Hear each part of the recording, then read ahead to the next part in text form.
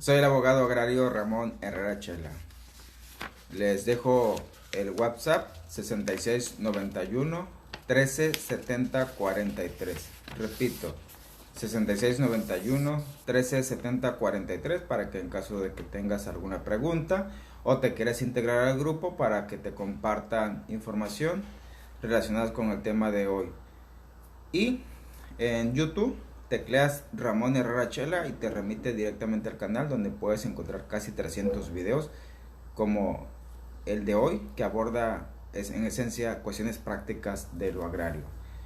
Por equidad de género, cuando diga ejidatario también abarco a la mujer, ambos géneros, solo singularizo por los tiempos y este video aplica para ejidos y comunidades por igual. El tema es ¿cómo saber cuánto mide un ejido o una comunidad? Sobre todo después de que se ha adoptado el dominio pleno o se ha expropiado una parte, o en su caso salió una sentencia del Tribunal Agrario donde declaró que ciertas cantidades de hectáreas no le pertenecen a un ejido, o al revés, que sí le pertenecen. ¿Cómo saber cuánto mide en realidad un ejido?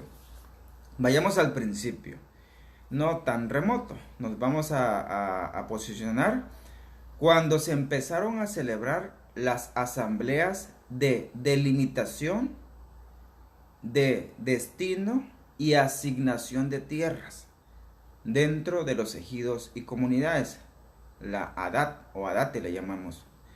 Es decir, la primera de ellas fue la asamblea del PROCEDE, del Programa de Certificación de Derechos Ejidales, que vino a finalizar a principios de los años del año 2000, en la década del año 2000 mejor dicho.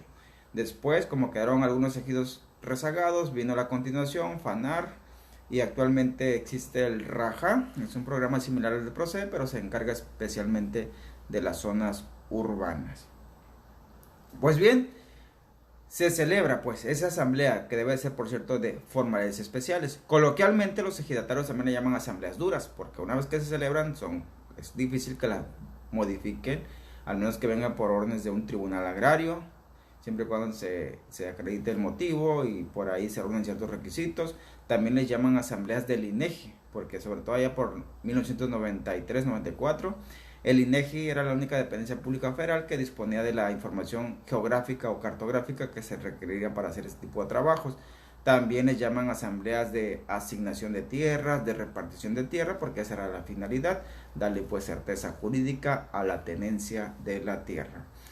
Pues bien, se le hace ese tipo de asambleas, se hacen los levantamientos. Levantamiento significa que los ingenieros, junto con algunos representantes, sobre todo del comisariado, físicamente hacían los recorridos en vehículos, a caballo, en burros, en bestias, a pie, pero recorrían para tomar las dichosas coordenadas, para llegar a los puntos referenciales que también les llaman mojonera, es decir, los señalamientos que estaban ahí físicamente, que marcaba hasta dónde llegaba el límite, que quedaron ahí señalados o enterrados incluso en la superficie, de acuerdo a la información que contenía la dotación que se publicaba en el Diario Oficial de la Federación, y que por ahí también traía la superficie que se le dotaba al ejido y las referencias sobre la ubicación. Pero en aquellos tiempos pues los sistemas de medición no eran muy precisos, eran rudimentarios, y pues se cometían varios errores que vinieron a salir a relucir en PROCEDE.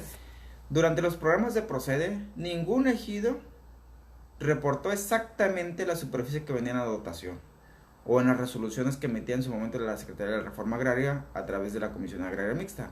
O traían tierra de más o traían tierra de menos, ya sea diferencias de unas cuantas hectáreas nada más, o algunos ejidos hasta el día de hoy siguen peleando cientos de hectáreas, si no es que miles de hectáreas, porque por ahí las coordenadas nomás no cuadraron. Bueno, ese es un dato. Pues bien, el PROCEDE vino a confirmar, de acuerdo a la documentación con valor legal, llámese, insisto, dotación, resolución de la reforma agraria, resolución de un tribunal agrario, la medición exacta del ejido o de la comunidad, de su superficie interna, de adentro, pues la que le pertenece, y los límites hasta donde llega esta. Insisto, durante esos trabajos del procede de las asambleas de jornales especiales para llevar a cabo el proceso de, ahora sí, regularizar la tenencia de la tierra, pues participaba y promovía principalmente lo que es la Procuraduría Agraria, coordinada con el Registro Agrario Nacional, y en ocasiones también entraban algunos municipios, funcionarios municipales, funcionarios de la Semarnat, incluso, pues como ya lo señalé, del INEGI. Sobre todo, los que no podían faltar eran los funcionarios del Registro Agrario Nacional, porque a ellos les iba a caer la papa caliente si algo salía mal. Ellos iban a cargar con la responsabilidad de registrar toda esa información. Así que estaban muy al pendiente de los trabajos del levantamiento topográfico, es decir, de las mediciones que levantaron los ingenieros o que siguen levantando, porque hasta la fecha se siguen regularizando algunos ejidos. Y los funcionarios del RAN se aseguraban que la información que se esté recabando respecto a mediciones, coordenadas y todo ese asunto, si cumplieran o se adecuaran con los lineamientos del sistema de cómputo interno que tiene el RAN, que para empezar son en escalas de hectáreas, y los sistemas de medición también que fueran los correctos. Una vez de que se levanta la información, se revisa, si hay que corregir, se procede a subsanar por órdenes del RAN, y una vez subsanada se procede a inscribir o se inscribe directamente si no trae ninguna especie de detalles. Y a partir de ahí, esa es la medición real, esa es la medición legal, esa es la medición exacta de tierra o de superficie que le pertenece a un ejido. Toda esa información se vacía, es decir, se puede vaciar a un plano interno que se puede imprimir y se le puede entregar al ejido, al comisariado, a la persona interesada, sea o no ejidatario, porque es información pública. Sobre la cuestión del plano interno, ya quedó grabado un video, te recomiendo que lo busques en Facebook, en Derecho Agrario, o lo busques en el canal Ramón Arrachela. Ahí está el video que detalla lo más importante del plano interno. El cual, por cierto, a propósito de cuánto mide un ejido, puede sufrir modificaciones con el tiempo. ¿Qué factores hacen que varíe un plano? Por ejemplo, las expropiaciones llevadas a cabo por alguna dependencia de gobierno, las afectaciones, derechos de vía, servidumbre de paso, promovidas por la CFE, o las expropiaciones, por ejemplo, por parte de Pemex, por parte de la Secretaría de Comunicaciones y Transporte, o incluso de un tiempo para acá, cuando se está cuidando con mayor cuidado la ecología, también la Semarnat ya está entrando fuerte en la cuestión de que si hay áreas naturales protegidas queden trazadas o señaladas en el plano interno. Y el área natural protegida, pues en teoría es tierra del ejido, pero en realidad la administra como si fuera suya lo que es la Semarnat y la CONAN, la Comisión Nacional de Áreas Protegidas. Es un tema también interesante, ya hay un video grabado ahí en YouTube sobre esto. Otro factor que puede determinar la variación del tamaño de las tierras de un ejido es el dichoso dominio pleno, cuando se adopta por parte de un ejido o de una comunidad. A veces pues lo promueven a través de asambleas como de jornales especiales para que se dé luz verde para que se adopte el dominio pleno, y de esa manera cada ejidatario, cada comunero libremente pueda sacar del régimen legal agrario la parcela y adoptar el dominio pleno de propiedad privada, que se va a regir por leyes civiles como el Código Civil del estado que corresponda. O en ocasiones, pues lo que antes era CORET, la Comisión Reguladora de la Tenencia de la Tierra, expropiaba, hoy lo puede hacer INSUS, el Instituto Nacional del Suelo Sustentable, que lo sustituyó, que está sectorizado dentro de la SEDATU. Esas dependencias pueden expropiar, y cuando expropian, esa expropiación queda registrada en el plano interno del ejido. Por lo tanto, es superficie que ya no le pertenece al ejido. Por lo tanto, disminuye el tamaño físico del ejido. Y también el otro factor muy común, por cierto, es cuando dos comunidades, dos ejidos, un particular o el gobierno federal se está peleando con un ejido cierta cantidad de hectáreas que el ejido asegura que le pertenece, la contraparte dice que no, y ya dependiendo cómo salga la sentencia, quien ha acreditado la propiedad, pues en ese sentido el Tribunal Agrario puede ordenar, puede determinar, mejor dicho, que se pierde cierta cantidad de hectáreas en perjuicio del ejido, o viceversa, si el ejido probó que sí legalmente le pertenecen, entonces puede salir una sentencia que reconoce que esas hectáreas son del ejido y puede ampliar su superficie. De esa manera también puede variar pues con el tiempo el tamaño de las tierras de un ejido.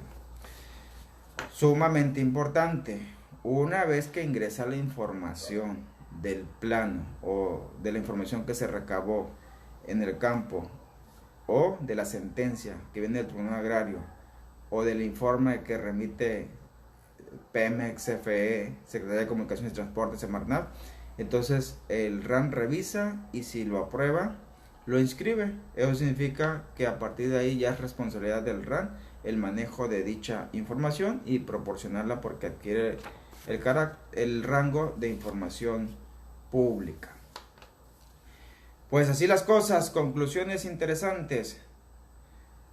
Las mismas cuestiones que te acabo de explicar también aplica para cuestiones de las parcelas, las zonas parceladas, no nada más para el uso común, no nada más para la zona urbana.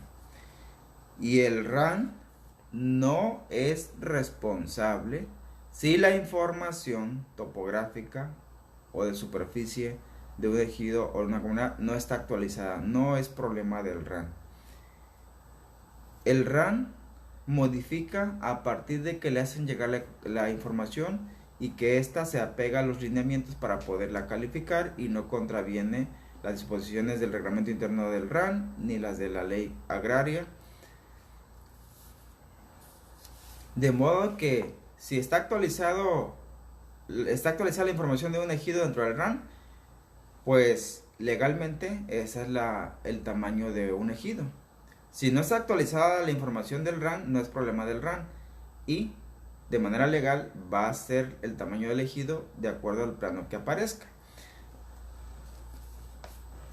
Es decir, oficial, legal y realmente el tamaño de un ejido es de acuerdo al plano que tengan inscrito y que tengan vigente dentro del RAN. Y muchas veces no coincide con la realidad, es decir, con el tamaño físico. A veces el ejido tiene tierras de más que legalmente no puede acreditar y por lo tanto no están inscritas en el RAN a su favor.